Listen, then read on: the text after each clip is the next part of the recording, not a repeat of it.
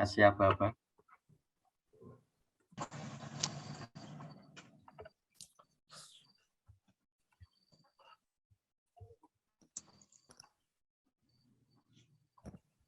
Tunggu Pak sebentar Pak.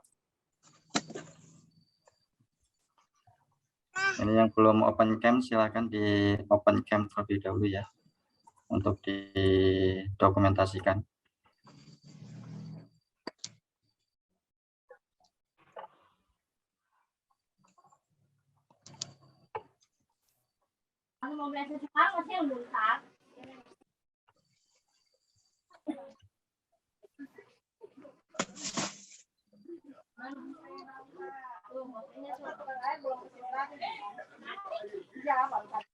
Ya.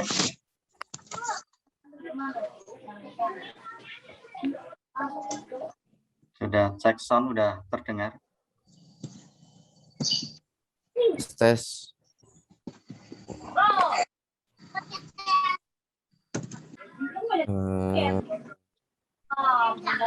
Baby, Muklis belum open cam. Kemudian yang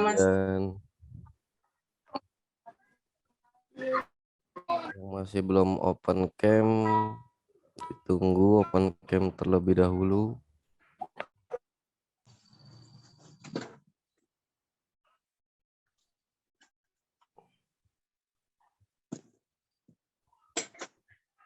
Muklis. Ya Pak. Belum open cam.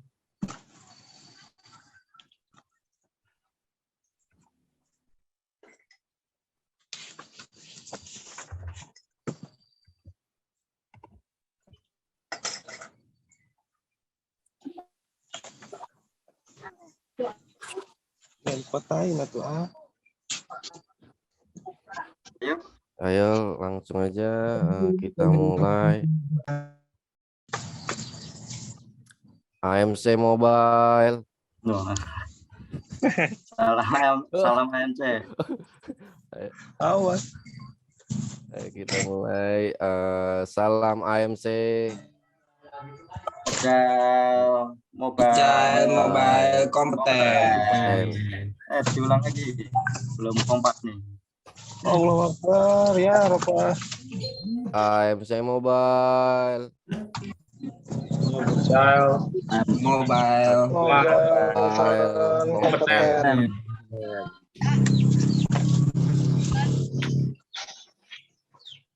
Oke, terima kasih Mas Hendri ya.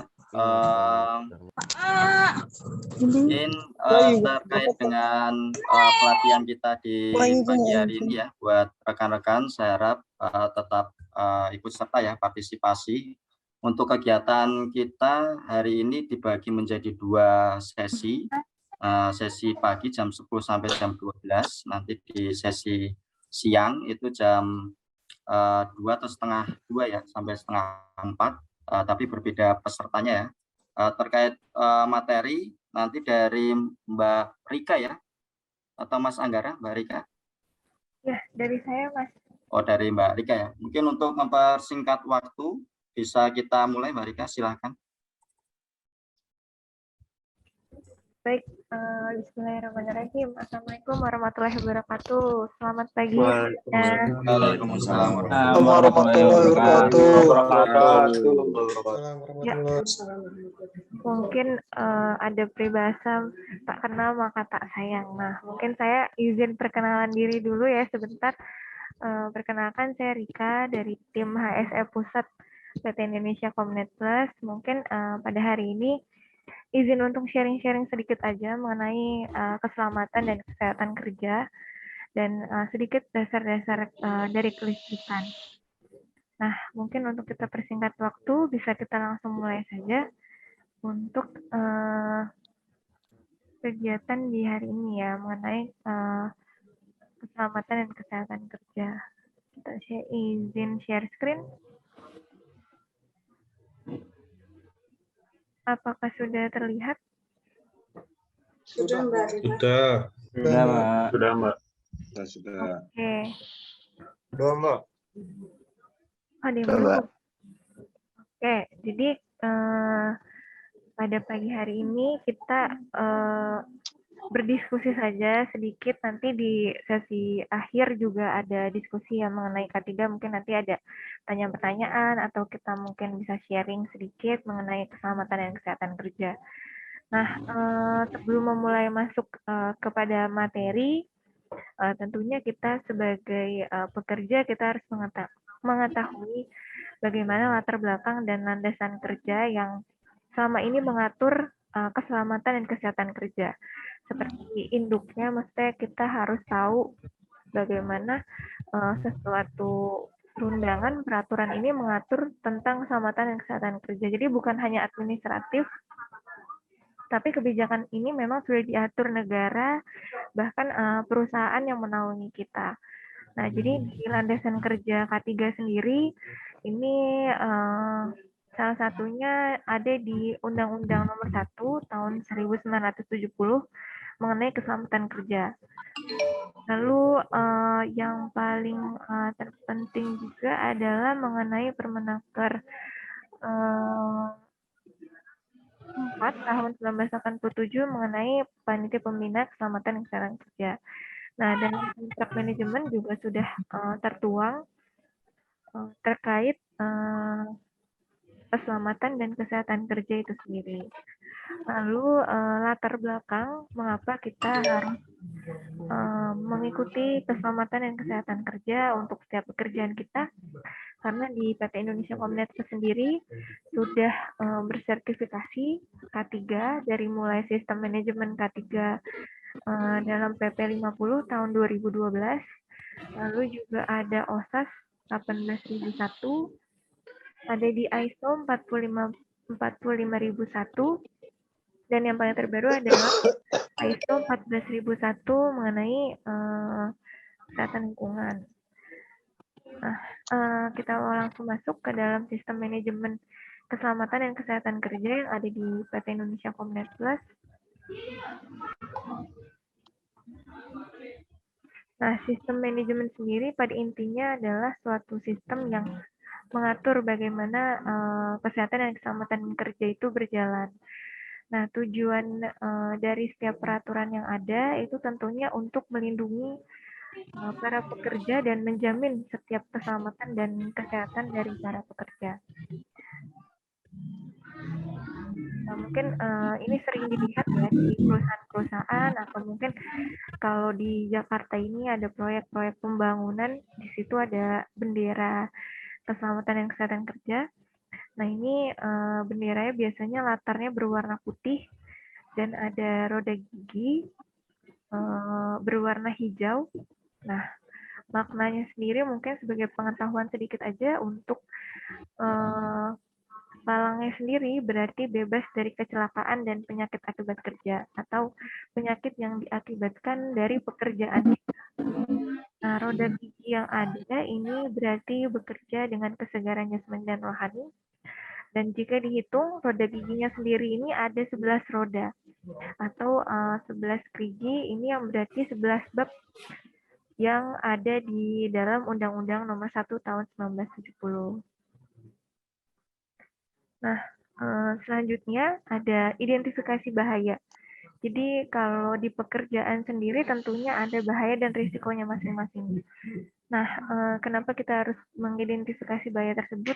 Tentunya agar kita bisa hindari, agar kita bisa kendalikan bahaya-bahaya tersebut, agar tidak terjadi kecelakaan kerja atau mencelakai pekerja maupun material-material dan tools atau aset dari perusahaan.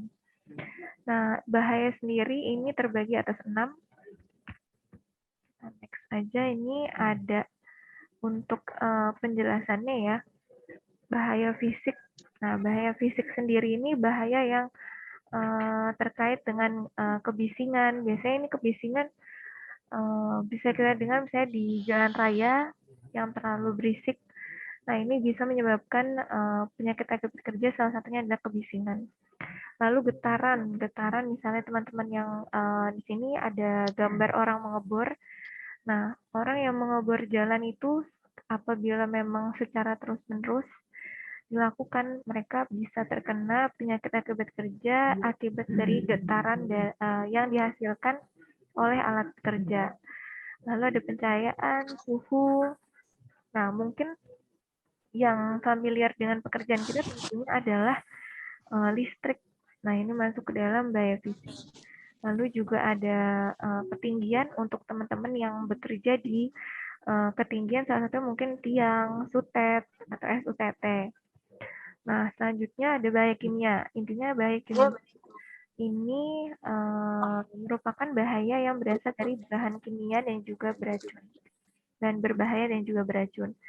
Lalu ada bahaya biologi. Bahaya biologi sendiri ini berasal dari makhluk hidup. Salah satunya mungkin yang sekarang terjadi adalah pandemi COVID-19. Itu termasuk virus yang termasuk dalam bahaya biologis. Lalu ada ergonomi. Nah, ergonomi ini intinya bahaya dari yang muncul akibat dari mungkin posisi tubuh kita yang tidak benar, atau mungkin desain alat kerja yang kurang mendukung, sehingga nanti biasanya dari ergonomi ini bisa menyebabkan penyakit otot dan juga tulang. Lalu ada psikologi. Nah, psikologi ini juga termasuk dalam bahaya karena bisa menyebabkan mungkin stres kerja, lalu juga penyakit-penyakit psikologis lainnya yang bisa menyebabkan penurunan kita ya. Nah, dari bahaya-bahaya yang sudah kita ketahui tadi, tentunya tidak hanya kita diamkan saja, kita harus melakukan pengendalian. Pengendalian ini salah satunya adalah hierarchy of control atau hierarki pengendalian. Nah, di sini ada 5 tahapan pengendalian atau 5 level pengendalian.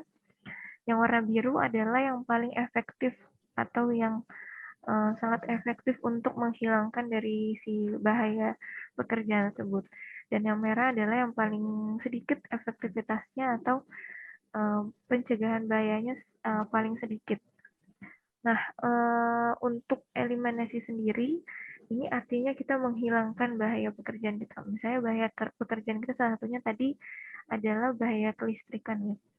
Nah, ini dieliminasi kalau yang paling bisa kita hilangkan gitu.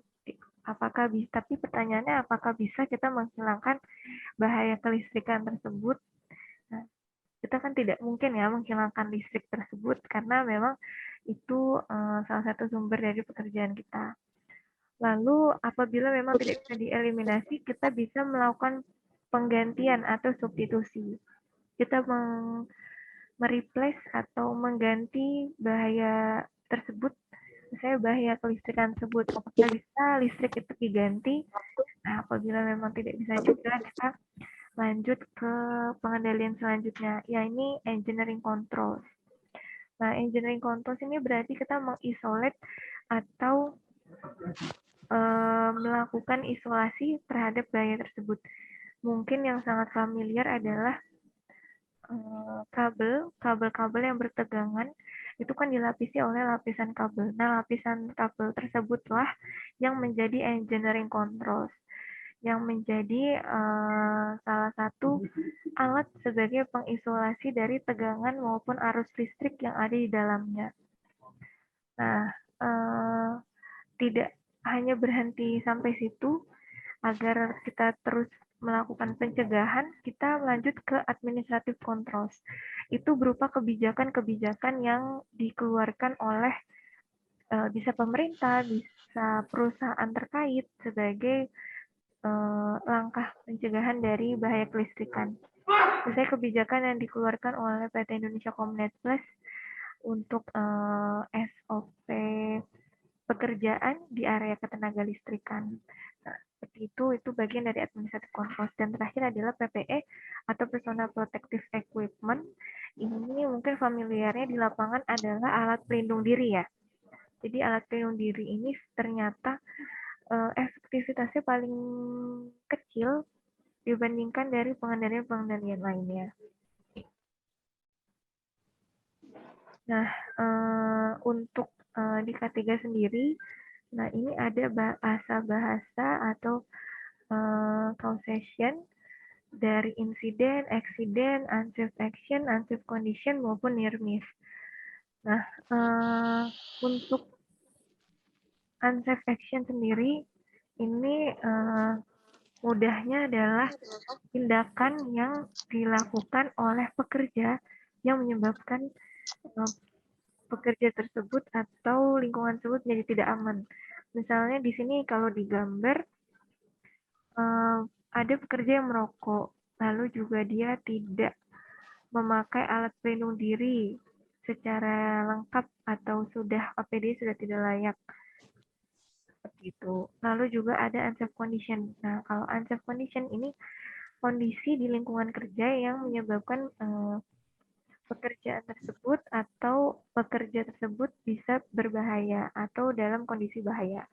Nah, ini salah satunya mungkin yang sangat familiar ini ya, kondisi lingkungan kerja yang tidak aman. Nah, untuk bekerja di area mungkin GI ya, pastinya kan ada tegangan-tegangan di sana ya. Nah, ini kan termasuk dalam kondisi lingkungan kerja yang tidak aman dan juga berisiko. Nah, ini termasuk dalam unsafe condition. Nah, lalu terakhir adalah near miss. Near miss sendiri ini peristiwa yang tidak direncanakan atau mudahnya hampir-hampir terkena kecelakaan kerja. Misalnya hampir tersengat arus listrik, hampir terjatuh dari ketinggian, atau hampir terjatuh dari tangga.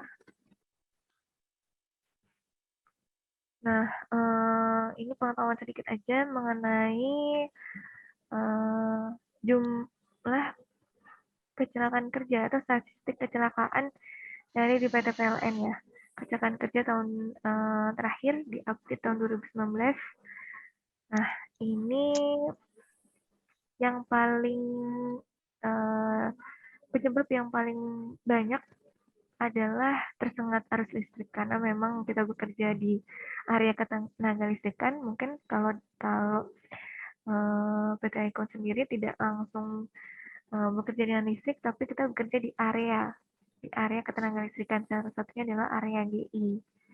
Lalu dampak paling terbesar adalah kebanyakan ini meninggal. 70% yang tersengat arus listrik dan kecelakaan kerja ini meninggal dunia. Dan korban yang paling banyak adalah dari mitra kerja PT PLN itu sendiri sebesar 86% dan 11%-nya atau sisanya adalah dari pegawainya. Maka solusinya dari angka-angka kecelakaan kerja ini salah satunya adalah sistem manajemen K3 yang mengatur bagaimana kesehatan dan keselamatan kerja ini diatur sebagai sebuah sistem. Nah, untuk undang-undangnya tadi seperti yang sudah disebutkan ya, Undang-Undang 1 tahun 1970 yang mengatur tentang keselamatan kerja. Nah, ini ada keselamatan ketenaga listrikan atau yang biasa disebut K2.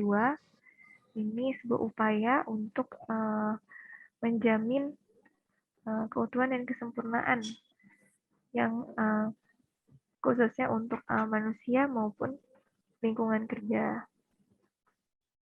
Nah, mengapa kita harus aware ya terhadap arus dan tegangan listrik di sekitar kita? Karena memang listrik sendiri ini tidak nampak seperti bahaya-bahaya lainnya, tidak berbau dan tidak berbunyi, tapi kita bisa merasakan. Dan penyebab paling fatalnya adalah kebanyakan seperti tadi yang sudah disampaikan ya dalam statistik PLN yang menyebabkan kematian. Nah, lalu di sistem kelistrikan sendiri, ini ada yang namanya pembangkit tenaga listrik, transmisi tenaga listrik, distribusi tenaga listrik, dan pemanfaatan tenaga listrik. Nah, ini biasanya ada yang sebagai distribusi, ada yang sebagai mentransmisi, ada yang sebagai pemanfaat, atau biasanya ini rumah-rumah perusahaan yang memanfaatkan tenaga listrik yang dihasilkan.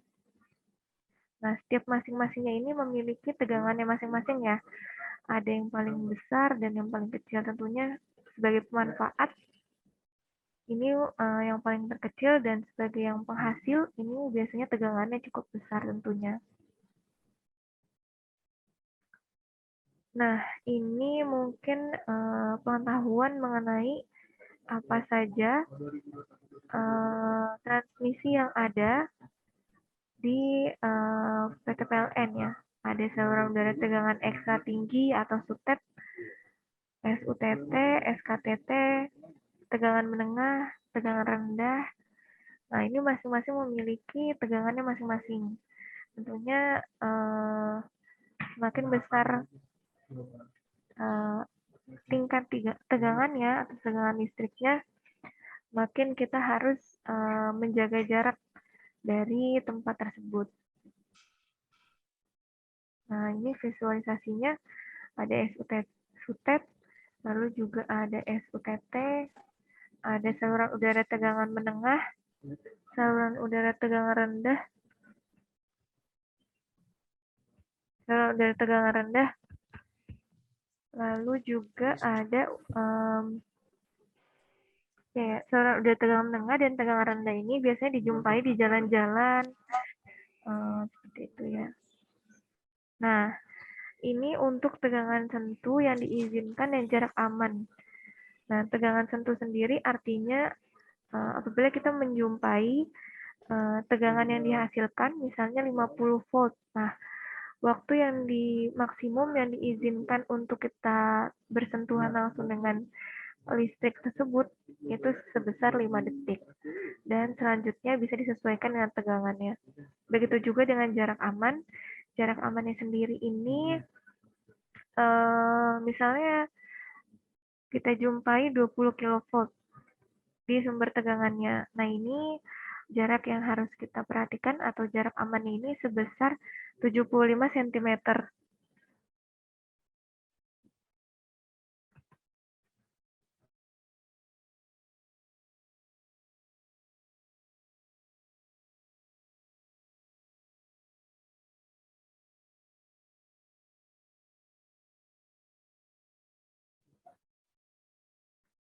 Ya, oke. Saya lanjut ya. Mohon maaf kalau saya agak terputus-putus karena memang mungkin jaringannya yang kurang stabil. Nanti kalau misalnya memang benar-benar terputus, boleh diinterupsi aja ya rekan-rekan biar saya nanti bisa kondisikan.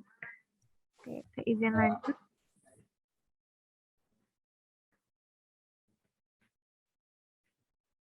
Nah, untuk pengawasan instalasi listrik sendiri juga diatur dalam Undang-Undang yang tadi disebutkan 1 tahun 70 mengenai instalasi listrik dan persyaratan administrasi atau teknis juga sudah diatur ya.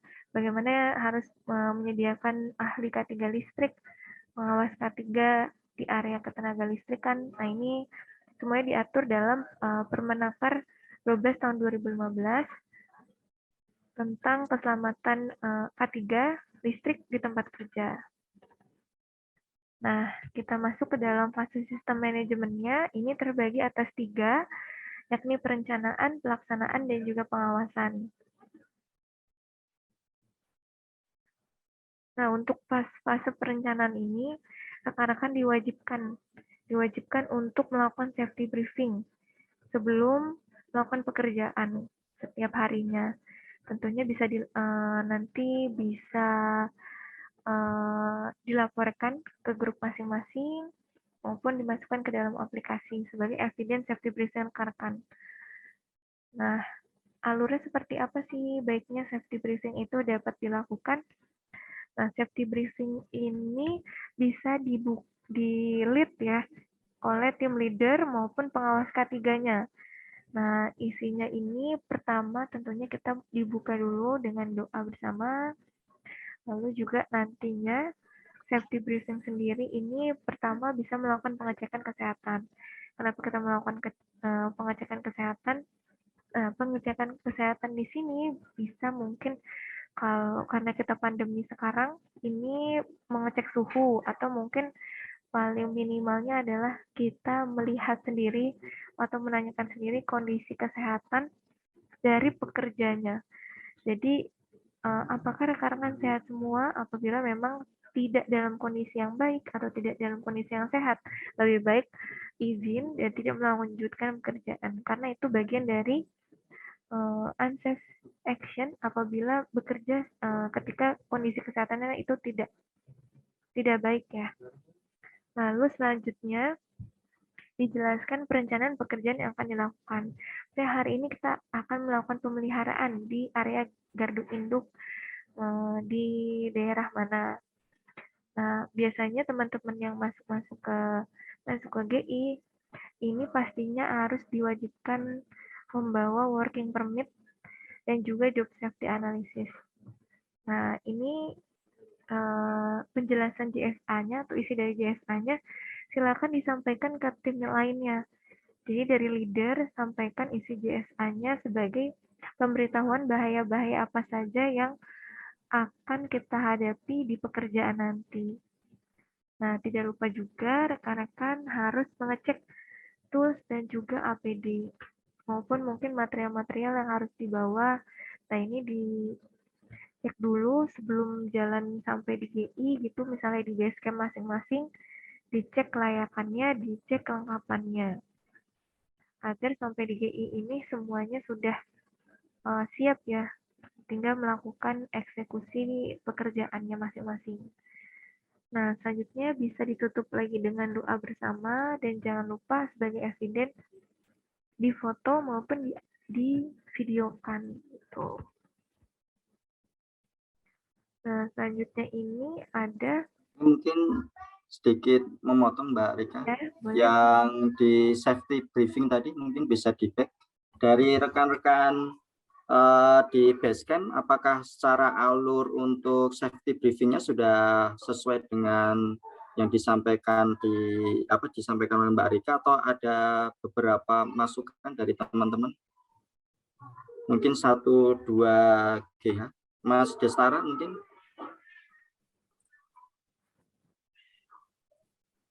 Mas Destara. Iya, Mas. Untuk alur safety briefingnya apakah sudah sesuai dengan urutan ini atau ada perbedaan? Sama sih Mas kayaknya.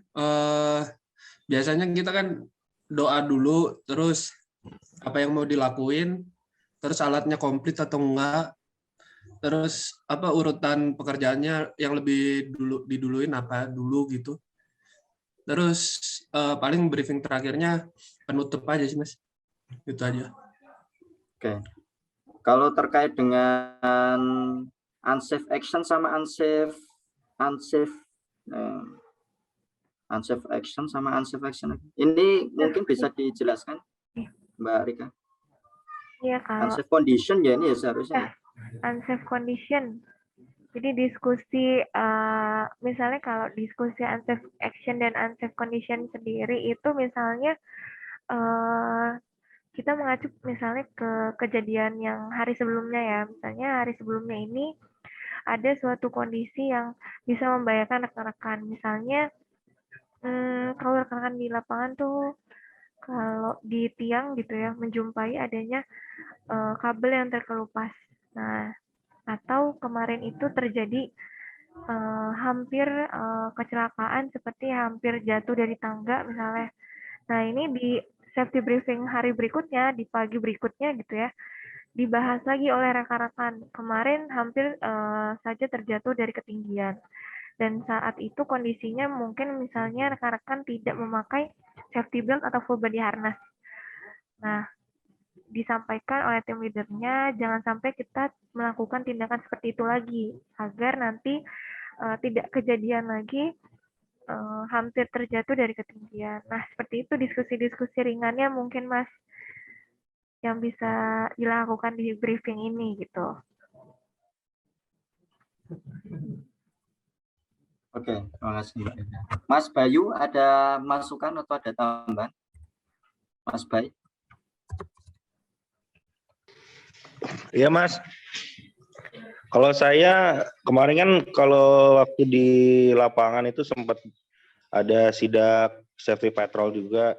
Nah ya alhamdulillah sih sudah menjalankan sih Mas. Safety patrolnya offline berarti ya? Dari mana Mas Bayu? Dari Mbak Rika. Oh, dari Icon juga. Oke. Dari Mbak Rika juga. Ya. Nah, itu nanti terkait dengan konsistensi safety patrol mungkin juga nanti dijelaskan sama Mbak Rika ya, metodenya seperti apa. Oke. Terima kasih Mas Bayu. Lanjut Mbak Rika. Oke. Sama-sama Mas. Mas Dharma. Oke, kita lanjut ya rekan-rekan. Ini sudah kita akan masuk ke fase berikutnya, yakni fase pelaksanaan. Jadi ini dilakukan saat rekan-rekan sudah melakukan progres pekerjaan. Nah, yang tadi disebutkan sama Mas Bayu, ini adalah safety patrol. Nah, safety patrol ini untuk mengawasi tindakan-tindakan unsafe action dan unsafe condition di lokasi pekerjaan. Nah, siapa saja yang bisa melakukan safety patrol? Tidak harus manajemen atau kantor pusat ya melakukan. Rekan-rekan di lapangan pun bisa melakukan kegiatan patroli ini. Karena patroli ini bersifat menemukan adanya misalnya unsafe action, condition, dan kejadian-kejadian near miss di lingkungan kerja. Jadi misalnya saat sudah masuk ke lapangan, sudah ada di lapangan, itu biasanya melakukan pengecekan dulu di area lingkungan kita. Ketika kita menemukan misalnya ada bahaya kelistrikan di sekitar kita. Nah, itu bagian dari patroli kita karena kita sudah melihat sekitar kita, sudah melakukan patroli di sekitar kita untuk menemukan apa saja kondisi-kondisi berbahaya di area progres pekerjaan kita. Nah, inspeksi ini nanti hasilnya kita akan menemukan lagi-lagi tadi unsafe condition, unsafe action, dan near miss. Nah, tadi sudah dijelaskan ya kalau yang apa saja unsafe condition, unsafe action, dan juga near miss. Nah, ini kita masuk ke alur pelaksanaannya. Biasanya langsung di lapangan ya, agar kita bisa mengecek langsung lingkungan kerja, atau mungkin kalau di online biasanya dari tim pusat melakukan safety patrol online ini dengan menanyakan bagaimana kondisi lingkungan kerja by video atau by Zoom. Nah, ini dilakukan oleh SPV, pengawas lapangan, atau pengawas K3 yang berkunjung langsung di lokasi pekerjaan. Nah, isinya bisa salah satunya ini melakukan pemeriksaan kelengkapan APD. Jadi kalau patrol sendiri kan untuk melihat implementasi K3 dari teman-teman. Jadi kita lakukan pengecekan kelengkapan APD-nya sudah dipakai dengan sesuai atau belum. Lalu dicek peralatan kerjanya ini sudah lengkap dan layak digunakan atau tidak. Lalu kita menanyakan dokumen kerjanya.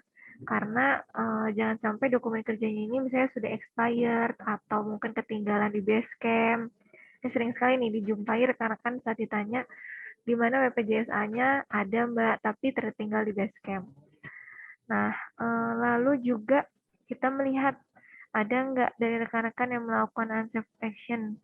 Misalnya APD-nya sudah lengkap belum, atau naik ke tangganya sudah benar atau belum.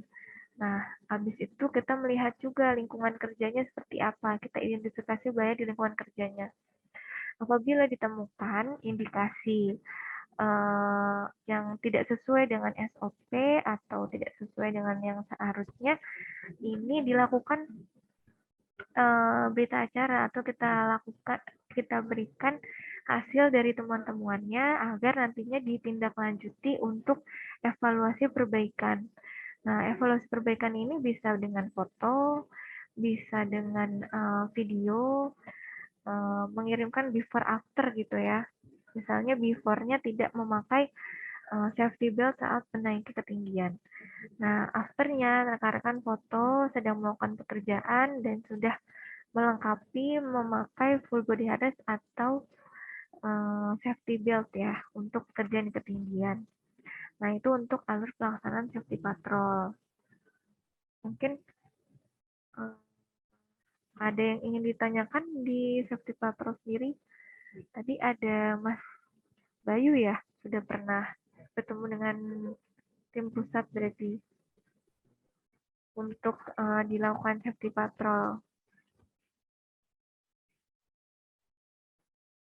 Untuk rekan-rekan yang lain, berarti untuk yang safety patrol ya, yang sudah disampaikan oleh Mbak Rika, memang dari rekan-rekan HSE ini ada rutinitas ya Mbak Rika ya untuk memastikan terkait dengan K3-nya itu sudah dilaksanakan atau belum, sehingga untuk proyek AMC ini pun ke depan kita akan melakukan kegiatan safety patrol juga ya, itu mekanismenya masih combine ya Mbak ya, mungkin rata-rata nanti teman-teman online gitu ya, mekanisme online. Nanti dari Mbak Rika atau dari tim HSE akan sampling untuk beberapa group head yang melaksanakan pekerjaan di lapangan, nanti akan di-invite. Nah, ketika proses pelaksanaan di lapangan itu akan dilakukan semacam sesi tanya jawab lah untuk memastikan misal terkait dengan APD ataupun kelengkapan tools ataupun yang tadi disampaikan adalah working permit-nya. Nah, itu nanti akan dilaksanakan secara sampling di proyek AMC ini. Pak, mohon maaf Pak, mau bertanya nih Pak. Silahkan Mas Esa ya ini ya. Pak, untuk APD kami yang di Rangkas Bitung itu ada 2 orang anak belum komplit Pak, mohon maaf. Itu bagaimana tindak lanjutnya Pak? Sampai sekarang saya udah bertanya ke pihak KPI tapi belum ada realisasi.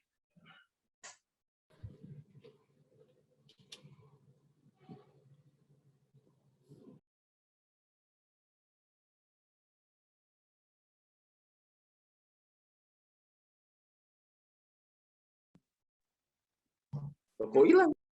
Halo? Oh, sorry, masih ke mute ya.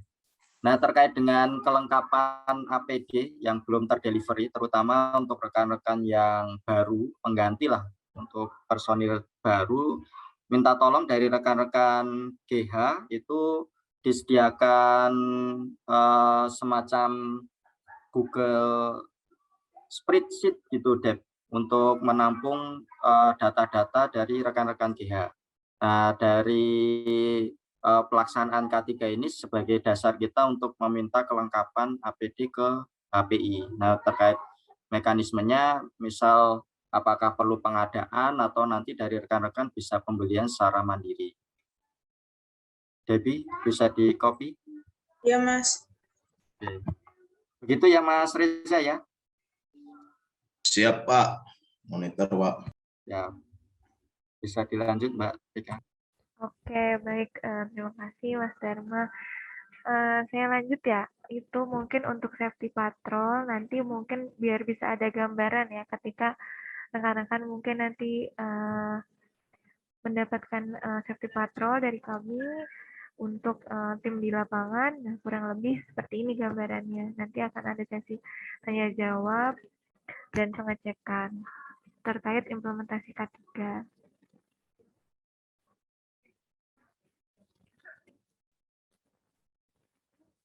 Lalu,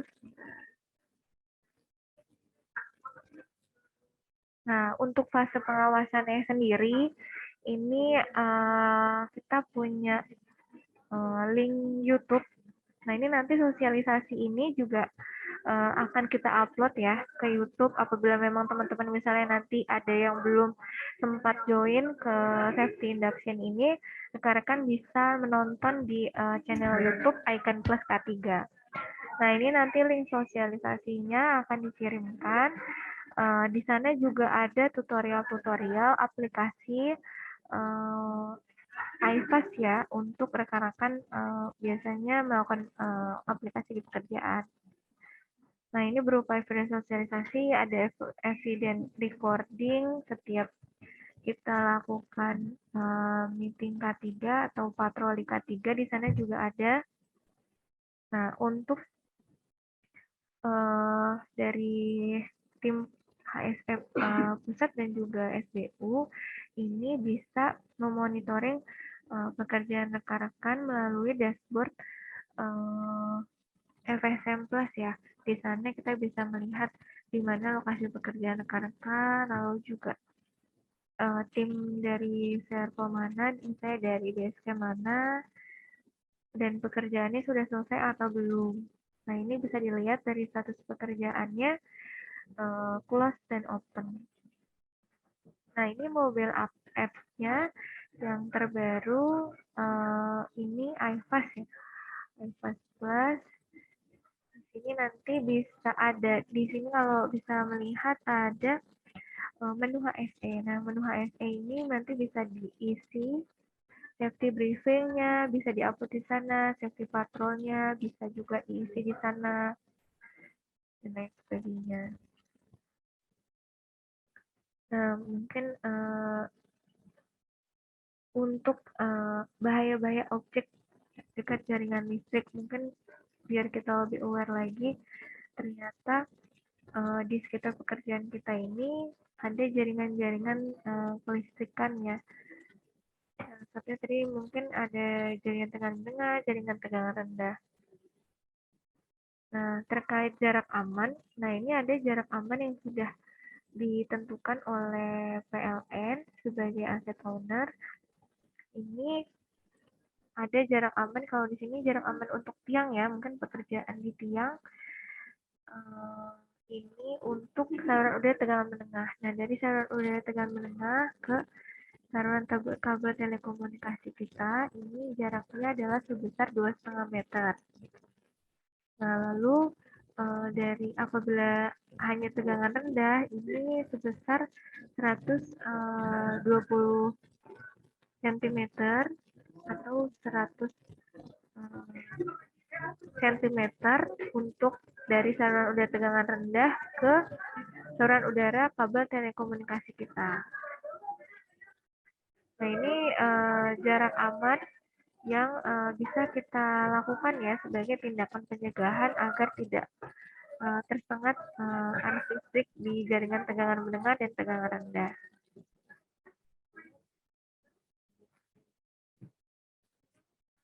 Nah, ini yang saking bahayanya ya dari jaringan tegangan menengah ketika terkena langsung dengan pohon, baut dahsyatnya ya bisa menyebabkan sampai mungkin kebakaran gitu. Nah, kerugian yang bisa timbul dari adanya kecelakaan kerja atau kelistrikan ini ada material tentunya, kerugian material, kerugian cacat fisik, kematian juga.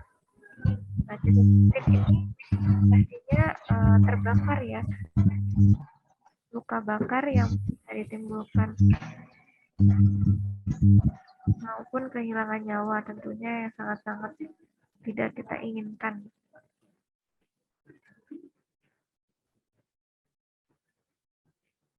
Nah, ini sedikit ada video. Ini ada standar alat pelindung diri yang harus rekan-rekan pakai saat melakukan pekerjaan. Mau pekerjaan di indoor, di outdoor, ini silakan nanti di lakukan penyesuaian terhadap penggunaannya. Kalau yang wajib di indoor dan di outdoor itu seperti helm. Helm ini wajib mau di indoor mau di outdoor pekerjaannya. Lalu juga rompi atau baju kerja yang ada reflektornya. Karena bukan hanya sebagai tanda pengenal saja, tapi sebagai misalnya ada pekerjaan di malam hari, nah ini rekan-rekan bisa terlihat ya bahwa rekan-rekan sedang melakukan pekerjaan. Lalu juga sepatu safety, nah ini juga diwajibkan. Mungkin kalau misalnya teman-teman di pekerjaan di indoor atau di GI, ada juga kan yang diperbolehkan memakai sepatu dan ada juga yang tidak. Nah, nanti dikondisikan dengan peraturan GI yang ada di wilayah masing-masing. Nah, Nanti lagi. Pengembangan kelistrikan dan juga safety karena itu bisa Siapa orang tapi ikon loh. Ini Pak, siapa? Ini aja nggak apa-apa. Oh, Halo, Mas Denny. kayak semacam sosialisasi aja nih. Oke, saya lanjutkan ya. Nah, ini bisa dikondisikan. Nanti apabila ada pekerjaan di ketinggian, tentunya harus memakai full body harness. Apabila nanti ada pekerjaan yang menyangkut kelistrikan, nanti silakan pakai sarung tangannya. Seperti itu. Nah, di sini sih ada videonya ya, mungkin agar visualisasinya lebih mudah dimengerti. Ini untuk standar APD.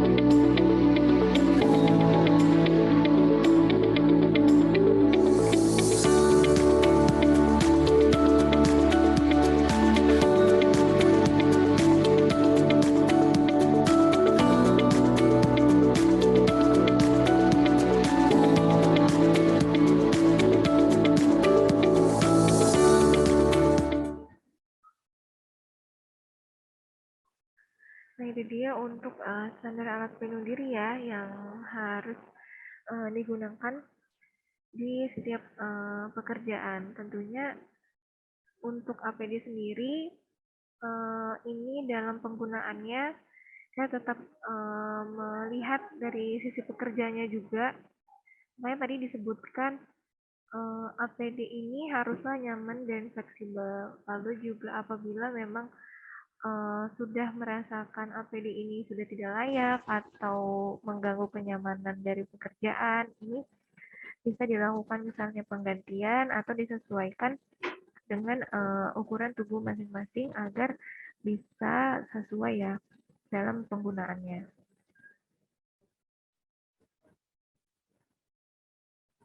Nah, untuk job safety analysis pastinya untuk teman-teman yang di GI ini sudah sangat familiar sekali dalam melihat job safety analysis. Ini sebagai lampiran dokumen, biasanya lampiran dokumennya working permit, isinya adalah identifikasi bahaya dan juga isinya pengendalian. Communication test tapi. Nah, kalau di JSA Orang dari Bandung sini apa? Baik, kepala bencana. Icon, maaf. Nah, bentuknya seperti ini. Nah, ini sih sebenarnya di AIFA sendiri sudah kita aplikasikan ya dari JSA-nya. Bentuknya seperti ini, ada potensi bahayanya, pengendalian yang bisa dilakukan, nanti akan diteruskan biasanya ke PTL terkait untuk dianalisa dan juga diperiksanya. Nah, untuk working permit, ini izin kerja ya, izin kerja yang diberikan untuk setiap pekerjaan. Nah, ini working permit sendiri isinya tentunya uraian pekerjaan yang akan dilakukan, lalu nanti bisa dipilih bahaya pekerjaannya, lalu juga tindakan pencegahan yang bisa dilakukan seperti apa. Nah, nanti WP sendiri bisa sebagai dokumen ya, salah satu dokumen kerja untuk setiap progres pekerjaan. Nah, kalau tadi mungkin banyak kita bahas mengenai pekerjaan di lapangan ya, bahaya-bahaya pekerjaan di lapangan.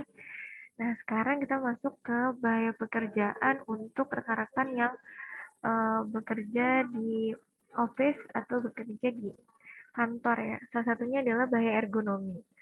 Nah, bahaya ergonomi ini tadi bahaya yang timbul akibat mungkin dari posisi tubuh yang kurang baik atau dari tools atau alat kerjanya ini tidak sesuai atau tidak nyaman dan menyebabkan biasanya itu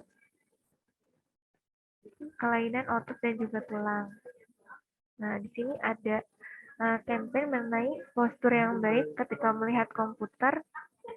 Nah, bisa berkedip secara berkala agar kita ini matanya tidak kering karena saat berkedip itu ada bisa melicinkan mata dan mencegah dari iritasi. Nah, layar komputer juga ini sebaiknya sebesar 40-75 cm dari mata. Kita juga harus memastikan cahaya di ruangan ini cukup ya, tidak terlalu terang dan tidak terlalu redup. Nah, kemiringan antara layar komputer dengan mata juga harus diperhatikan. Dan kita mungkin secara teratur ya istirahat atau melakukan peregangan-peregangan dari posisi tempat duduk kita. Nah, selanjutnya ini selain faktor keselamatan yang bisa menyebabkan kecelakaan kerja, ada penyakit akibat kerja.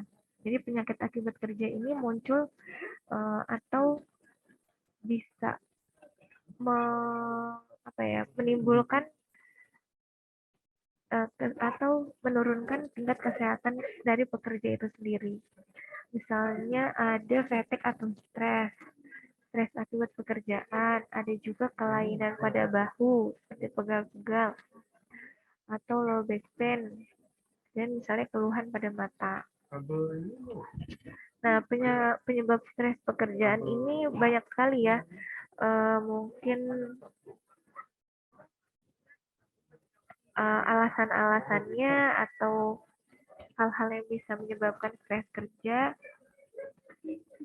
Nah, apabila memang kita sudah merasakan ya hal seperti stres di pekerjaan kita bisa melakukan manajemennya. Mungkin yang paling mudahnya adalah misalnya rekan-rekan mendapatkan hari libur. Nah, itu bisa dipergunakan waktunya mungkin untuk menyibukkan diri dengan kegiatan hobi masing-masing. Nah, itu bisa memanajemen stres kita di tempat kerja. Nah, di pekerjaan sendiri, misalnya kalau di GI itu, pastikan di sekitarnya ini ada alat pemadam api ringan. Setidaknya di ruangan itu ada satu alat pemadam api ringan apabila mungkin terjadi mungkin percikan-percikan api yang menyebabkan kebakaran ya. Nah, salah satunya adalah bisa dengan alat pemadam api ringan. Nah, caranya ini dari pertama mungkin kita lihat dulu ya di upper sendiri ada pin, ada tuas, ada selang. Nah, pertama kita harus mencabut pin atau kunci dari tuas ya. Kita harus menyabut pin tersebut, lalu kita pegang dari selangnya agar kenapa harus kita pegang selangnya agar tidak saat kita keluarkan isi dari apa tersebut. Ini selang ini langsung menuju ke titik yang terbakar. Jadi tidak karena nanti tekanan cukup kuat, ini biasanya kalau tidak dipegang selang ini akan kemana-mana dari isi aparnya itu sendiri. Lalu di air ditekan untuk tuasnya agar keluar isi dari aparnya dan ratakan ke seluruh tempat yang ada misalnya apinya seperti itu. Nah, apar juga banyak sekali ininya ya, dari isinya ada water, ada foam, ada CO2, ada powder seperti itu. Dan semua di sini sudah dijelaskan sesuai dengan apa bahan apa yang terbakar. Seperti itu. Jadi kita harus menyesuaikan bahan yang terbakar dengan isi aparnya. Nah, selanjutnya juga bisa dengan menggunakan sprinkler. Bisa sprinkler ini ada di atap dari ruangan ya. Nah, ini ada fire accident in time frame. Jadi apabila memang tadi sudah dilakukan tindakan pencegahan menggunakan apar atau sprinkler, selama misalnya 2 menit dan ternyata itu tidak bisa rekan-rekan kendalikan dari apinya atau tidak padam. Nah, ini tindakan yang paling terpenting adalah menyelamatkan diri. Menyelamatkan diri dari kebakaran tersebut, dan kita bisa melakukan kita call untuk tim pemadam kebakaran untuk nanti selanjutnya mereka yang melakukan pemadaman kebakaran ini.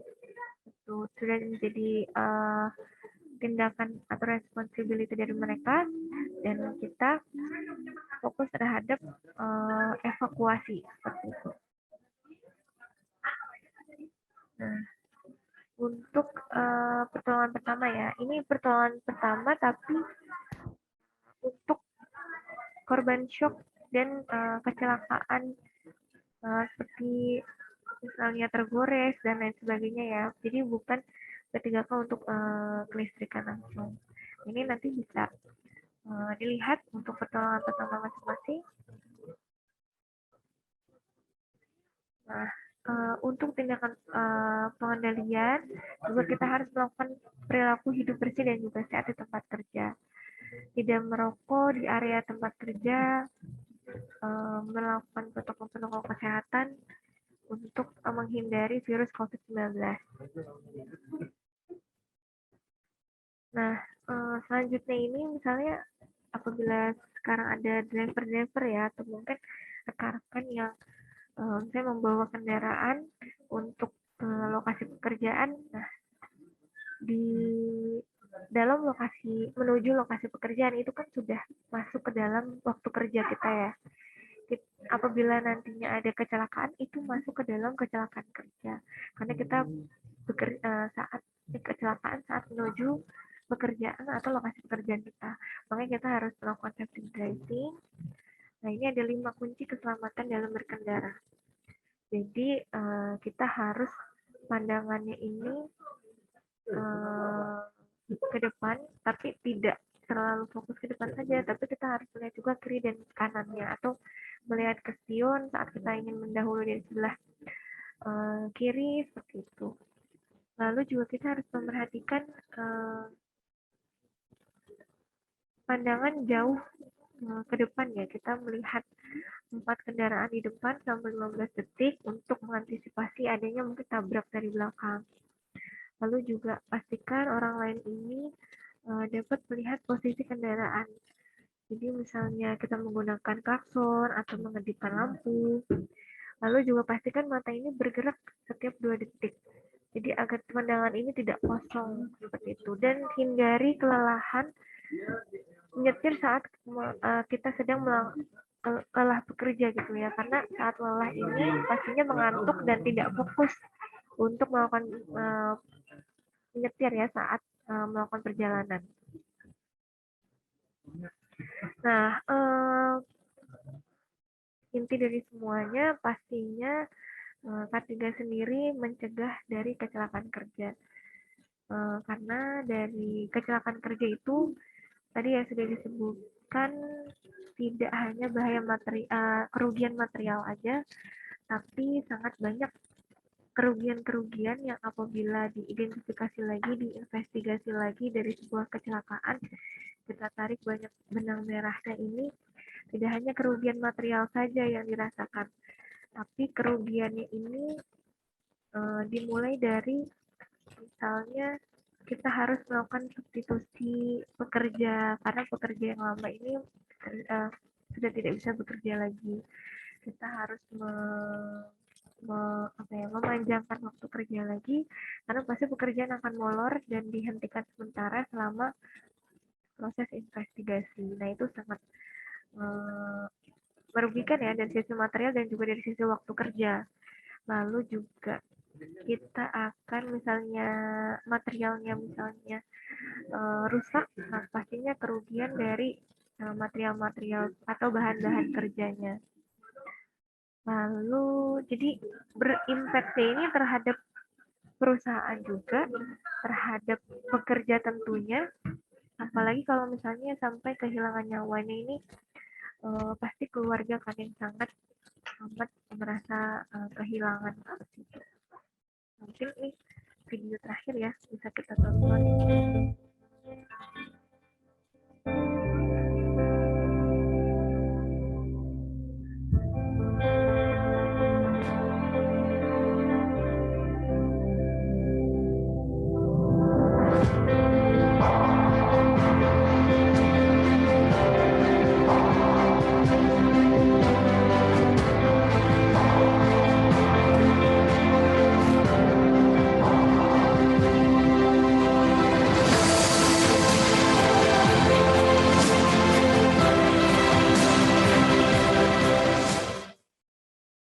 Sedih sama.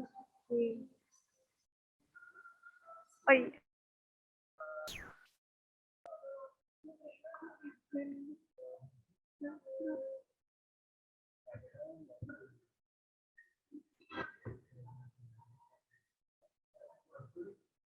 Benar.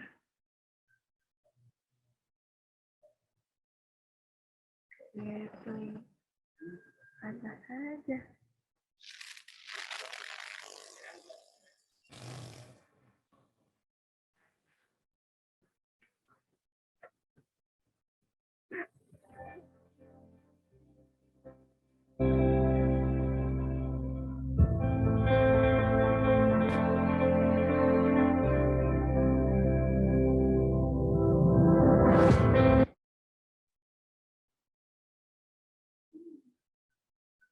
Mati.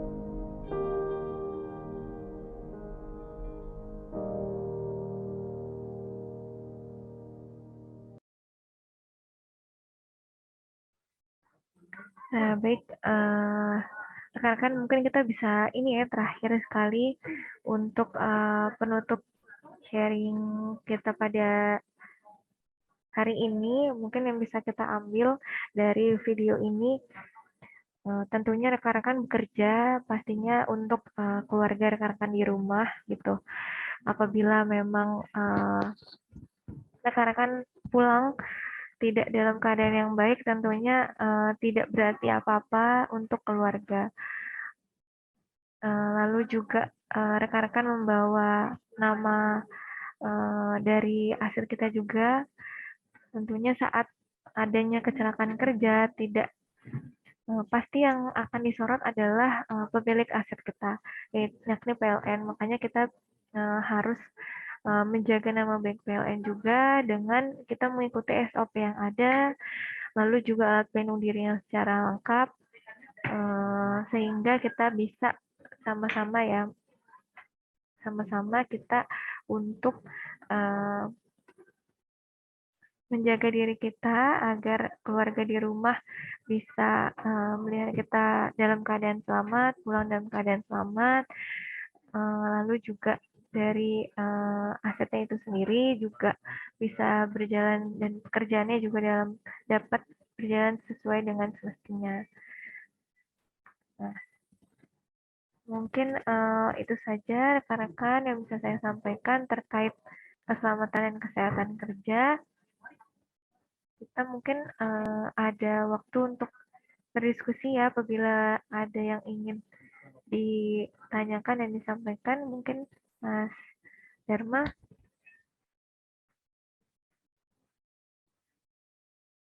Oke, terima kasih Mbak Rika ya untuk materinya cukup luar biasa ya buat rekan-rekan terutama yang baru join ya terkait dengan pentingnya K3 itu seperti apa di pekerjaan HMC ini.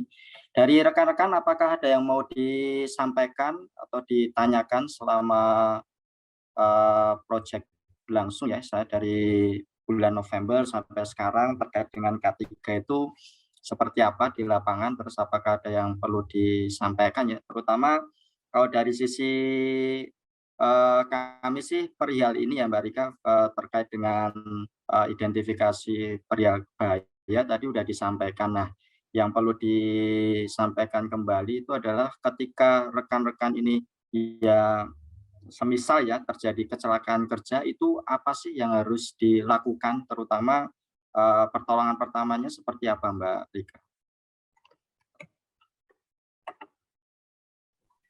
Oke, baik.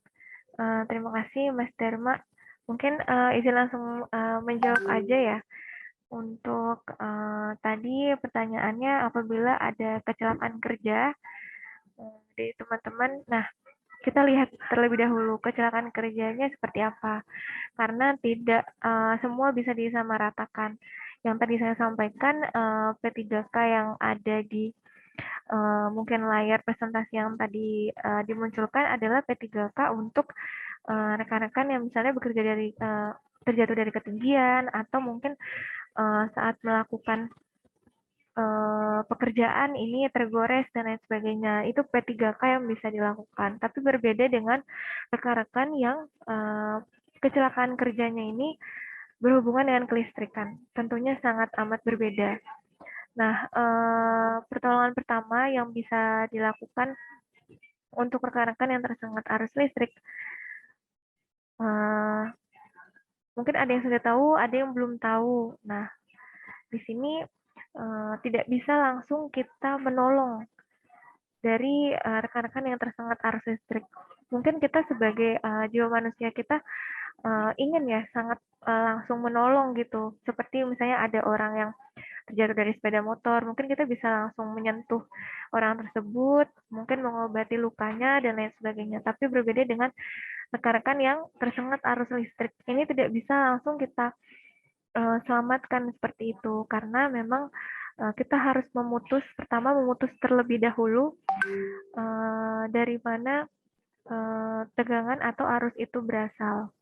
Karena selama arus itu ada di melekat dari sumbernya ke tubuh ini, nah ini akan terus ada arus atau tegangan listrik tersebut, sehingga ketika misalnya kita menolong secara langsung, nah ini mengakibatkan kita ikut tersengat juga, atau yang menolong ini ikut tersengat juga. Nah ini sebenarnya seperti dasar-dasar seperti ini yang harus kita pahami, jangan sampai menambah korban jiwa ketika adanya tersengat arus listrik.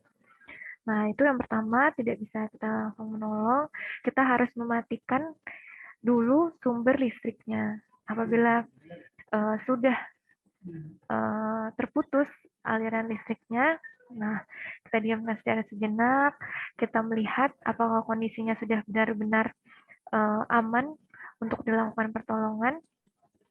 Nah mungkin kita apabila sudah tidak ada ini ya, arus tegangan listrik di sekitarnya atau di tubuhnya, ini kita lakukan pengecekan dari detak jantungnya, lalu juga saluran pernafasannya, seperti itu. Nah, apabila memang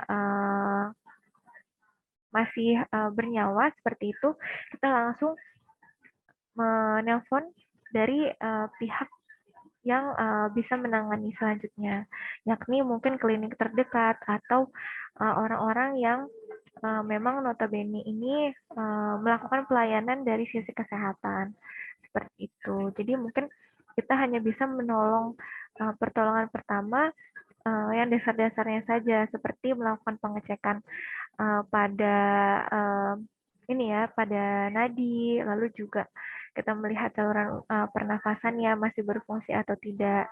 Mungkin hanya seperti itu. Nah, nanti tindak lanjut selanjutnya pastinya dengan orang-orang yang sudah memahami atau sesuai dengan bidangnya. Karena kalau terlalu lama kita melakukan pertolongan yang tentunya karena kita tidak basicnya tidak di situ ya, bukan seperti dokter atau mungkin perawat seperti itu,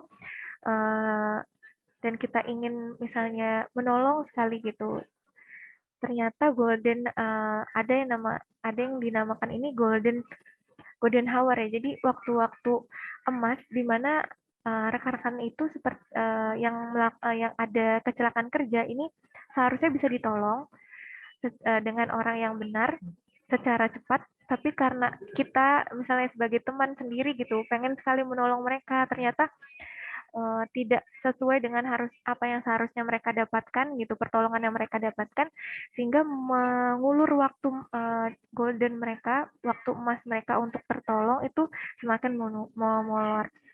Jadi itu mungkin yang bisa saya sampaikan ya terkait P3K saat tersengat arus listrik.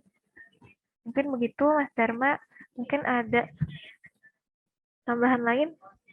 Atau lanjut Mas Dharma, ada yang ingin didiskusikan dan ditanyakan kembali? Dari rekan-rekan yang lain, silahkan. Izin bertanya Bu Rika. Ya, silakan Mas Sofian, langsung aja. Untuk sebagai pengawas pekerja K3 itu, apakah diizinkan bekerja dengan tim atau hanya sebagai pengawas saja ya? Oke, baik. Ini pengawas K3 di satu tim ya Mas ya? Iya, satu tim Bu. Oke.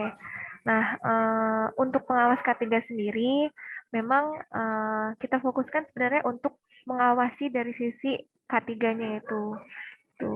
Jadi memang sebaiknya tidak ikut dalam bekerja juga, karena ketika ikut dalam bekerja juga mereka fokusnya pasti akan fokus ke pekerjaan mereka yang mereka lakukan saja, tidak melakukan pengawasan secara menyeluruh kepada timnya. Makanya memang kalau misalnya memungkinkan rekan-rekan pengawas K3 ini tidak ikut melakukan pekerjaan. Jadi memang fokus melakukan pengawasan dari sisi K3-nya, atau mungkin beberapa tim ini menggabungkan pengawas K3-nya dengan berbarengan dengan tim leader. Jadi mereka sebagai pengawas pekerjaan juga, jadi pengawas K3-nya juga. Jadi bisa mengawasi secara keseluruhan tapi tidak ikut dalam proses pekerjaan itu, atau tidak melakukan pekerjaannya seperti yang dilakukan mungkin teman-teman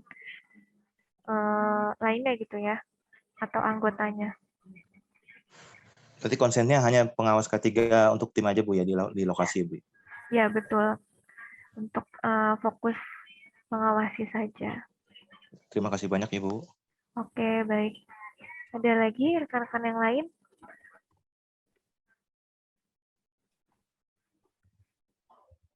Assalamualaikum Bu Rizka. Ya, Ini kalau saya Rudi, NOC Jatim. ya. Boleh nggak ini nanti video-videonya itu kita minta di-share, minta tolong di-share gitu? Boleh, sangat boleh Mas Rudianto. Dengan senang hati nanti kami buatkan drive, isinya videonya tersendiri, lalu materi-materi ini juga akan di-share sebagai mungkin agar bisa menyeluruh nih untuk ke seluruh tim, tidak hanya dari teman-teman AMC aja, mungkin dari vendor-vendor lain yang bekerja sama dengan Icon juga yang harus mengetahui sistem manajemen K3 kita dan dasar-dasar kelistrikan. Ini silakan kalau ingin di-share, sangat amat diperbolehkan. Nanti kita buatkan drive-nya ya, melalui Mas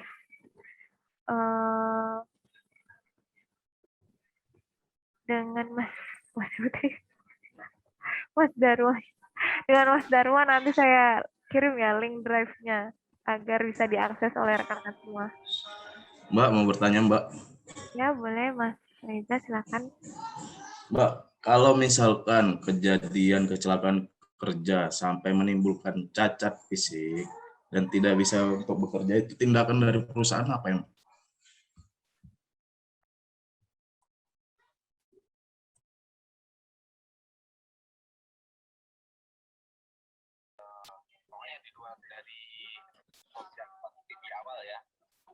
Ini saya coba jawab ya. Cuma juga nanti dibantu sama Mas Dharma. Baik, perkenalkan nama saya Anggara. Saya juga dari timnya Mbak Rika di HSE. Tentunya sebelum saya jawab, tentunya kita semua tidak ingin kecelakaan. Yang kita diskusikan sekarang adalah tindakan pencegahan atau preventive action. Di dalam satu sistem manajemen K3, kita selalu berbicara masalah tindakan pencegahan. Dari awal Mbak Rika menjelaskan bahwa bagaimana kita melakukan tindakan pencegahan semaksimal mungkin dengan cara tindakan perencanaan, pelaksanaan, dan pengawasan. Nah, kalau nanti terjadi sesuatu hal yang tidak kita inginkan di timnya kita, nah tentunya perusahaan akan take action sesuai dengan proses administrasi yang telah disepakati antara pelaksana pekerjaan dengan pemberi pekerjaan. Nah, ini juga depend on masing-masing kontrak antara pemberi dan pelaksana. Apa yang menjadi hak, apa yang menjadi tanggung jawab, apa yang menjadi hak teman-teman pekerja di lapangan jika terjadi sesuatu yang tidak kita inginkan. Baik, Pak. Itu. Masalahnya saya terjadi salah satu kecelakaan kerja yang di perusahaan lama ya, Pak ya. Tetapi ketika saya sudah mengalami patah tulang nih misalkan Pak. Nah, setelah 6 bulan saya malah dipecat. Sedangkan tulang saya belum pulih gitu, Pak. Gitu loh. Makanya saya bertanya kayak gini, Pak. Mohon maaf gitu, Pak. Saya pengen tahu aja gitu, Pak. Ya. Mudah-mudahan kalau di kami tidak terjadi. Baik, yang Pak. pertama tidak terjadi kecelakaan, yang kedua tidak terjadi seperti yang terjadi di Mas Reza. Baik, Pak. Terima kasih, Pak. Dari perusahaan yang seperti itu. Tetapi ya, intinya kita akan sama-sama saling support apapun yang terjadi.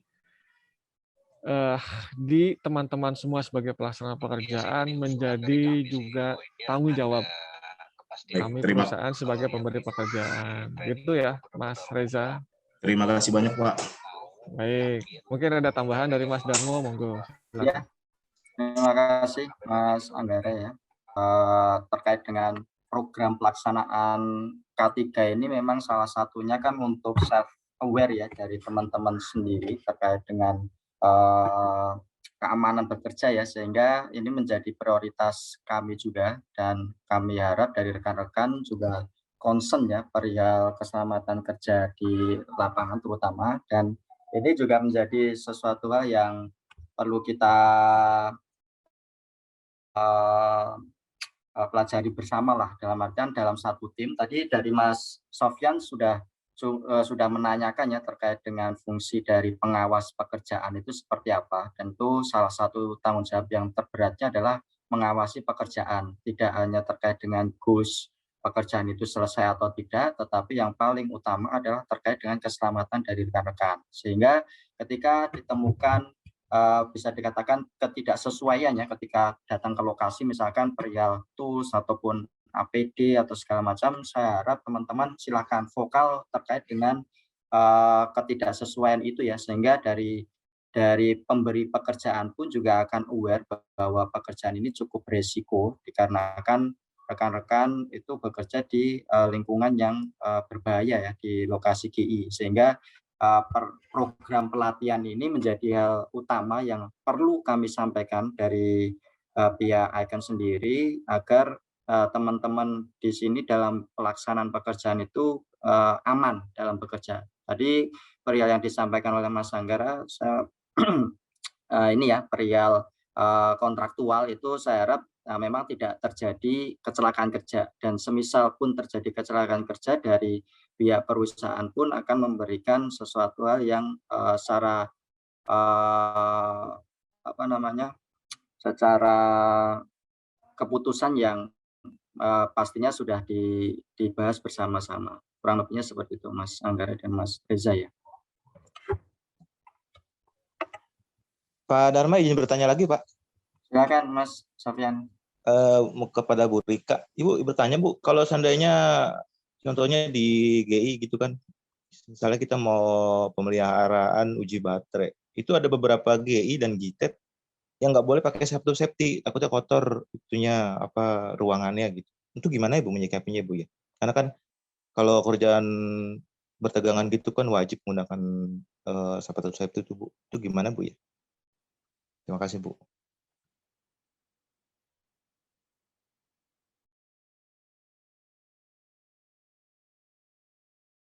Oke, terima kasih Mas Sofyan. Saya izin menjawab lagi untuk safety shoes ya. Iya, ini juga beberapa kali karena kita melakukan safety patrol kan keliling ya ke seluruh bidang. Nah ini di ketenaga listrikan Jakarta juga kita temukan pekerjaannya kan di indoor. Lalu ada beberapa ini tidak diizinkan untuk memakai sepatu safety. Nah, pertama, yang penting pekerjaan rekan-rekan ini tentunya diketahui oleh K3 atau pihak GI dari sana ya. Jadi WP dan JSA rekan-rekan ini ditandatangani oleh mereka dan mereka mengetahui bahwa rekan-rekan ini APD-nya ini tidak diperbolehkan untuk tidak memakai safety shoes. Tentunya apabila memang kebijakan mereka seperti itu, saya sih meyakini tidak hanya karena tidak boleh misalnya di dalam itu tidak boleh kotor ruangannya. Pasti mereka sudah melakukan analisa terlebih dahulu apakah aman atau tidak pekerjaan yang ada di sana untuk tidak memakai safety shoes. Jadi yang penting di WP dan JSA-nya ini sudah tertulis, kan di WP itu ada ya list-list alat pelindung diri rekan-rekan yang dipakai dan tidak. Nah, lalu apabila memang tidak diizinkan untuk tidak memakai APD safety shoes, jangan di checklist. Dan juga teman-teman melakukan persetujuan dengan pihak PLN dan memastikan kembali bahwa berarti rekan-rekan tidak memakai safety shoes di dalam area pekerjaan rekan-rekan. Kalau saya melihat sih yang tidak memakai safety shoes ini biasanya ruangannya yang berkarpet. Nah, itu kan memang tidak masalah ya untuk tidak memakai safety shoes. Mungkin kalau dari saya seperti itu Mas Sofian, mudah-mudahan bisa menjawab pertanyaannya ya. Karena ada beberapa GI Bu di ruang baterainya itu nggak boleh pakai safety shoes, takut kotor Bu. Sementara kita ada pekerjaan yang kalau di Cilegon tuh PLTGU tuh nggak boleh Bu. Karena kalau kita kan ada beban pekerjaan untuk uji pemeliharaan baterai deh Bu. Itu uji pemeliharaan baterai itu kan bertegangan ya Bu ya. Itu kan kita harus melepas kabel yang bertegangan. Itu kan wajib tuh harusnya menggunakan safety shoes. Itu nggak diizinin tuh sama pihak GI-nya. Gimana Ibu? Mas Sofyan, Mbak Iya, Bu. Rika, saya ingin menambahkan ya. Perkenalkan saya Rangga, juga bagian daripada tim HSE Pusat. Kita diskusi aja. Tadi di PLTGU ya, Ada di untuk beberapa yang GIS juga, Pak. kategori Di GIS, Pak. ya di Gardu Induk sementara juga ya. Oke, gini. Tadi melanjutkan apa yang disampaikan oleh Mbak Rika, betul bahwa kalau kita bekerja di area Gardu Induk, itu kan kita juga harus ngikut prosedur daripada si Gardu Induk itu sendiri ya. Terlebih lagi daripada si Job Safety Analisa, JSA, sama WP-nya mereka, kan gitu ya. Nah, ketika kita sudah memasukkan working permit ke PLN, mereka menyampaikan bahwa di sana nggak boleh pakai safety shift. Oke, jadi kita harus di situ ada interaksi intens sama SPV GI-nya atau K3 GI-nya. Oke Pak, kita juga harus nanya juga tipe floor-nya di bawahnya apa gitu. Satu, floor tipe di bawahnya apa? Tadi Mbak Rika menyebutkan karpet, oke. Biasanya ya, kalau di ruang baterai, di ruang power supply, di ruang server gitu, tipe floor-nya itu udah khusus, Mas Sofyan dan rekan-rekan yang lain. Jadi satu, kita pastikan dulu, oh oke Pak, kalau begitu kita pun tanpa alas di sana udah safety ya, gitu. Kalau memang, oh ya seharusnya udah safety, oke. Berarti yang harus kita pastikan adalah apakah kita boleh menggunakan alas kaki seperti kaos kaki, gitu. Apakah kaos kaki itu bisa menjadi pertolongan pertama atau layer 1 untuk menambah akurasi safety kita. Yang kedua, kalau hanya untuk alasannya adalah nanti takut kotor.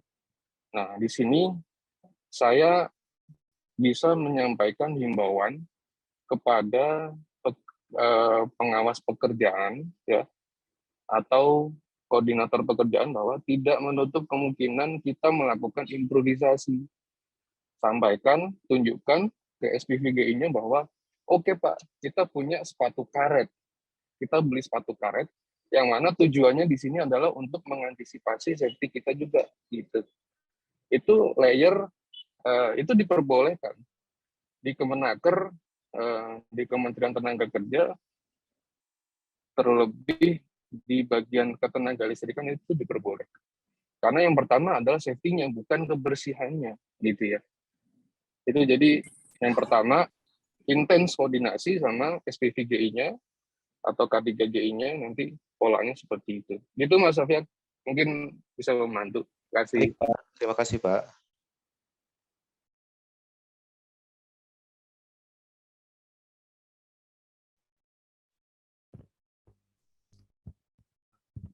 Assalamualaikum warahmatullahi wabarakatuh. Izin bertanya, Mbak Rika. Yang mana? Iya, silakan Mas. Mas Henry ya? Iya, Mbak.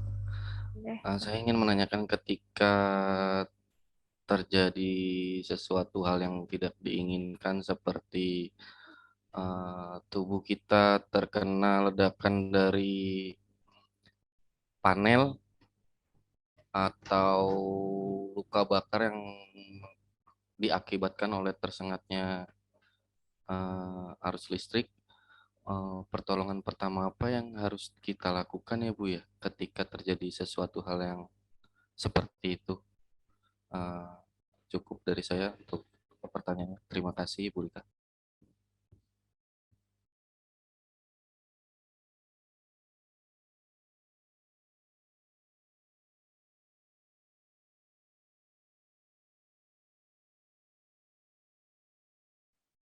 Oke, baik. Mas siapa tadi ya? Mas Henry ya? Iya Mbak, saya Henry. Oke, Mas Henry. P3K saat mengalami ledakan di sekitar berarti ya? Oke. Nah, untuk P3K ledakan sendiri, ini lagi-lagi kan kita harus melihat ya kondisinya apa yang sekiranya ini menimbulkan ledakan. Misalnya ya contohnya yang bisa meledak mungkin di sekitar GI gitu ya. Nah, ini kita lihat dulu dari korbannya sendiri kondisinya seperti apa. Kita melihat belum menyentuh secara langsung ya. Kita melihat dari kejauhan apakah bisa ditolong secara langsung atau tidak. Lalu juga kita lihat untuk luka ledakan ini apakah patah tulang atau seperti apa. Nah, jadi seperti kurang lebih seperti yang saya sampaikan kemarin sih, untuk pertolongan pertama ini tidak bisa kita lakukan secara lama untuk pertolongan pertamanya, karena itu kita jangan sampai tindakan kita ini makin mengulurkan waktu korban dapat terselamatkan oleh orang yang harusnya bisa menangani secara benar. Bukannya kita tidak ingin menolong, tapi basic P3K kita juga harus kita pertanyakan kembali. Apakah kita bisa melakukan P3K itu atau tidak? Kalau misalnya seperti terjatuh dari ketinggian, atau mungkin luka-lukanya seperti luka shock, nah ini kita bisa lakukan P3K yang tadi disampaikan ya di layar PPT, seperti mungkin menjauhkan korban tersebut misalnya dari bahaya di sekitar yang bisa membahayakan mereka. Apabila sudah aman posisi dari korbannya tersebut, kita lakukan pengecekan jalur pernafasan, lalu di detak jantungnya, lalu apabila memang masih bisa kita lakukan pengecekan dan masih bisa berfungsi dengan baik, mungkin kita mulai menyadarkan hal-hal misalnya memberikan minyak angin dan lain sebagainya apabila tidak bisa membantu juga. Nah, di fase-fase rekan-rekan melakukan P3K, ini kan hanya satu orang ya biasanya melakukan P3K. Yang lainnya, jangan lupa fokus juga untuk menelpon klinik atau pelayanan kesehatan terdekat. Itu. Jadi apabila kita tidak bisa menanganinya secara sendiri, secara pribadi, nah kita langsung bisa melarikan mereka ke rumah sakit. Tuh, jadi intinya kita harus memahami sih kira-kira apa nih yang terkena. Misalnya patah tulang. Nah, patah tulang sendiri kan kita tidak bisa langsung misalnya memindahkan orang itu ke tempat yang lebih aman gitu. Nah, berbeda kan pertolongannya dengan orang yang shock gitu. Jadi kita melihat kira-kira dia shock, patah tulang, atau seperti apa. Nah, itu kan identifikasi seperti itu kita harus melakukan pelatihan lagi ya sebenarnya. Makanya saya lebih menganjurkan untuk tersengat listrik, lalu juga seperti yang tadi ya, ledakan, kecelakaan-kecelakaan yang cukup besar, yang harus tangani dengan cepat agar golden hours-nya itu tidak terlewat, agar mereka bisa tertolong. Nah, itu saya menyarankannya untuk secara cepat, sangat cepat untuk menelpon atau menghubungi orang yang sesuai dengan bidangnya, yakni dokter atau para medis di sekitar. Makanya rekan-rekan, apalagi yang sudah bekerja di GI ya, keuntungannya apa? Keuntungannya rekan-rekan adalah pasti di GI itu sudah ada para medis, sudah ada K3-nya sendiri, sudah dilakukan identifikasi bahaya oleh rekan-rekan di PLN. Makanya saya tadi sampaikan untuk rekan-rekan yang tidak boleh memakai safety shoes di dalam ruangan. Identifikasi mereka mungkin tidak hanya sebatas tidak boleh memakai safety shoes karena kebersihan. Rekan-rekan boleh loh menanyakan mengapa Mas kita nggak boleh pakai safety shoes? Apakah aman kita tidak memakai safety shoes di dalam ruangan ketika kita melakukan pekerjaan ini? Boleh sekali, mereka pasti sangat open. Apalagi orang-orang K3 mereka sudah aware tentunya, makanya di GI itu diwajibkan WP dan JSA untuk kita bisa berkoordinasi mengenai izin kerja dan juga langkah-langkah kerjanya agar tidak membahayakan rekan-rekan. Pengendalian rekan-rekan juga dilihat. Gitu. Mungkin itu yang bisa saya sampaikan, Mas Henry. Mungkin mudah-mudahan bisa menjawab ya.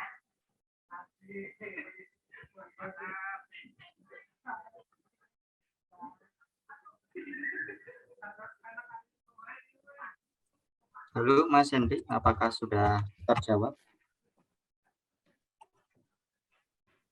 Masih belum, Pak Dharma. Masih Ika, pengen nanyakan lagi Bu Rika. Ya. Ketika terkena luka bakarnya hanya di sebagian mungkin tangan atau kaki gitu, apakah ada cara pertolongan pertamanya Bu? Selain langsung dibawa sebelum ke klinik atau ke rumah sakit?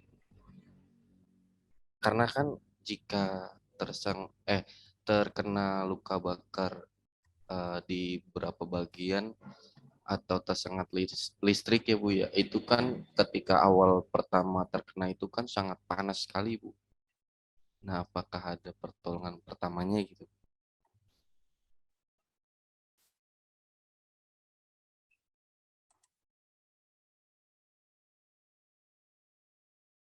Oke, berarti sudah diketahui ya, mungkin terkena luka bakarnya ringan gitu ya Mas? Pertama pertamanya kalau misalnya terkena luka bakarnya ringan. Nah, ini mungkin bisa didinginkan ya, atau melakukan pendinginan secara cepat ini dengan air mengalir. Jadi kita lakukan pendinginan dengan air mengalir di luka yang bisa kita lakukan pendinginan tersebut. Lalu jangan lupa untuk melepas ya pakaian yang terkena luka bakarnya tersebut. Jadi jangan sampai tergesek atau terjadi sentuhan langsung gitu dengan benda-benda lainnya kayak baju itu ke luka bakar tersebut. Lalu juga apabila memang ada kotak P3K di sana, bisa lakukan penutupan, ditutupi terlebih dahulu, mungkin sebelum petugas yang dokter atau perawat itu datang, agar luka bakarnya itu tidak terkena misalnya debu-debu di sekitarnya ya. Gitu. Jadi ditutupi terlebih dahulu oleh misalnya kain kasa seperti itu. Nah, selanjutnya silakan hubungi unit gawat darurat agar bisa ditangani lebih baik karena P3K kita pasti terbatas, tidak seperti rekan-rekan yang mungkin di rumah sakit atau klinik terdekat. Mungkin begitu Mas Henry.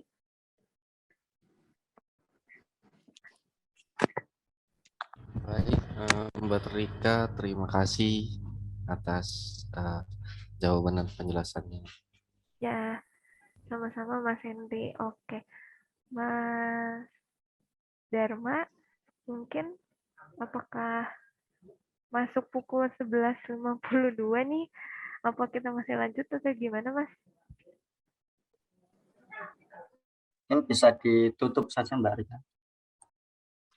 Baik, mungkin sedikit saja kalau dari saya. Sekali lagi terima kasih rekan-rekan sudah bergabung ya di mungkin sharing session K3 yang kita lakukan pada hari ini. Tentunya concern kita adalah tindakan pencegahan sebelum adanya kecelakaan kerja. Jadi tindakan-tindakan pencegahan yang bisa kita lakukan sebagai ikhtiar kita dari kecelakaan kerja itu sendiri. lagi-lagi bukan hanya sekedar administratif perusahaan, tapi kita harus lebih melihat secara lebih luas lagi gitu, bahwa kita ini butuh terhadap K3 itu. Bukan perusahaan butuh terhadap K3, tapi kita sebagai pekerja ini butuh akan K3 itu. K3 itu terkait budaya rekan-rekan. Budaya yang harus kita biasakan. Biasanya kita tidak memakai APD, kita harus biasakan untuk memakai APD. Karena sesuatu yang dibiasakan, pasti kan kita akan aneh ya ketika tidak memakai tersebut, tidak memakai hal tersebut. Jadi kita budayakan, kita rubah kebiasaan lama kita menjadi kebiasaan yang lebih baik lagi, yang lebih safety lagi, agar setiap pekerjaan ini lancar dan rekan-rekan juga dijauhkan dari segala bahaya-bahaya pekerjaan dan kecelakaan kerja. Oke, itu saja. Ada tambahan terakhir mungkin dari Pak Anggara. Cukup mereka. Terima kasih Mas Darmo sudah memfasilitasi sharing session pada pagi hari ini. Mudah-mudahan dapat bermanfaat.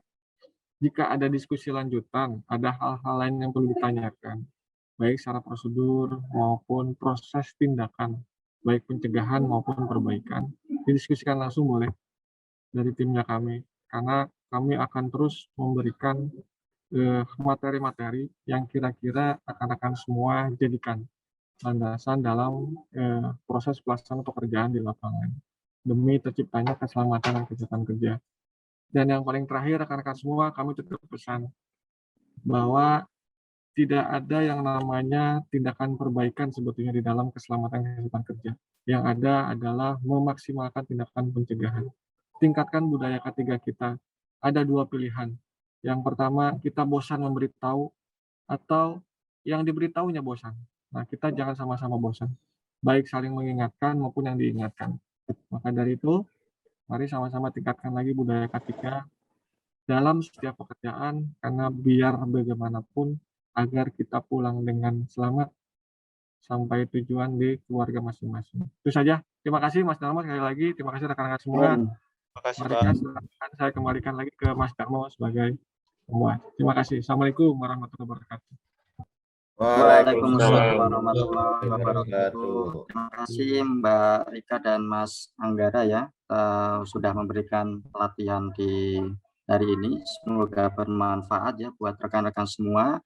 Untuk menjaga konsistensi ini mungkin terkait safety patrol bisa dimulai minggu depan ya Mas Anggara ya, untuk project AMC, sehingga dan nanti kita juga share terkait kontak dari masing-masing GH, dan harapan kami dan harapan kita semua ya bahwa pekerjaan di AMC ini lancar untuk pelaksanaannya, dan dari rekan-rekan semua tetap bekerja secara aman.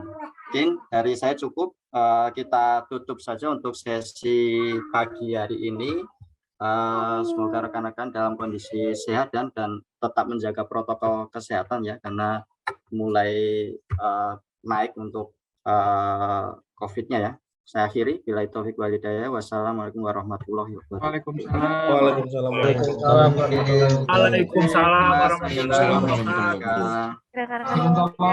wabarakatuh. Izin live. Pak. Terima kasih. Untuk teman-teman yang belum absen bisa diingatkan ya. Terima kasih.